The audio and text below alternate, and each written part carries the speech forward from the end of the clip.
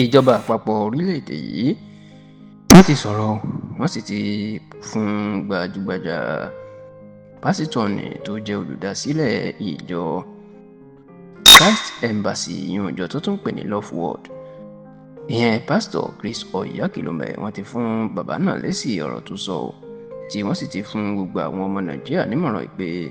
ká má ṣe gba ọ̀rọ̀ tí bàbá náà sọ àti pé kí wọ́n lọ mọ̀ wípé ìyàtọ̀ wà nínú ẹni tó jẹ́ pásítọ̀ àti adarí ẹ̀sìn sí ẹni tó jẹ́ dókítà àti onímọ̀ nínú ìlera. Ǹjẹ́ kí ló dé tí ìjọba àpapọ̀ tó fi ń ṣe ìkìlọ̀ yìí? Ọ̀rọ̀ wo sì ni pásítọ̀ Chris Oyakhilome ọ̀rọ̀ wo ló sọ tí wọ́n fi ń fún un lésì? Ó mà ní fọ́nrán kan tí bàbá náà ti ń ṣe ìwàásù èyí tó ti gba orí ẹ̀rọ ayélujára gidigidi lórí lílo iyọ̀ tí àwọn èèyàn tí wọ́n ń lò nínú ìwàásù tí pásítọ̀ Chris Oyakhilome tó ṣe èyí tí ó ti gba gbogbo orí ẹ̀rọ ayélujára ni bàbá náà ti jẹ́ kó di mọ̀ pé kí gbogbo àwọn tó wà ní ilẹ̀ adúláwọ̀ kí wọ́n lọ ta ara wọn jí o, kó má ṣe jẹ́ kí ẹnikẹ́ni kó ba àwọn láyé jẹ́ nítorí pé wọn kò lo iyọ̀ dáadáa. Pásítọ̀ Chris Oyakhilome ní iṣẹ́ tí iyọ̀ ń ṣe nínú ara kò kéré àti pé àwọn òyìnbó wọ́n ti fẹ́ fi sódíọ̀mù wọ́n ti fẹ́ fi rọ́pò iyọ̀ eléyìí tó léwu fún àgọ́ ara. Ó ní nítorí pé àwọn òyìnbó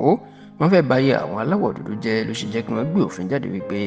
ká dín iyọ̀ jíjẹ wọn kù, ṣùgbọ́n tó ní ẹni bá gbọ́n ẹni bá sì létí kó tètè gbọ́n tí ẹ̀mí ń sọ, nítorí pé iyọ̀ ó dáa fún àgọ́ ara àti pé kí gbogbo àwọn ọmọ ilẹ̀ adúláwọ̀ kó lè lọ tètè mọ̀ pé ètí àwọn òyìnbó ni o láti báyé wọn jẹ́ iná ṣe ní ká má máa jẹ iyọ̀ tó sì ní ká tètè lọ máa jẹ iyọ̀ dáadáa. Ọ̀rọ̀ tí pásítọ̀ Chris Oyakhilome tó ní ọ̀pọ̀lọpọ̀ èrò lẹ́yìn tó tún jẹ́ àwọn ọmọ ìjọ rẹpẹtẹ lẹ́yìn tó sọ rèé táwọn èèyàn tó fi ń gbé kiri nígbà tó sì jẹ́ pé bí bàbá náà ṣe gbajúmọ̀ tó lérò lẹ́yìn tó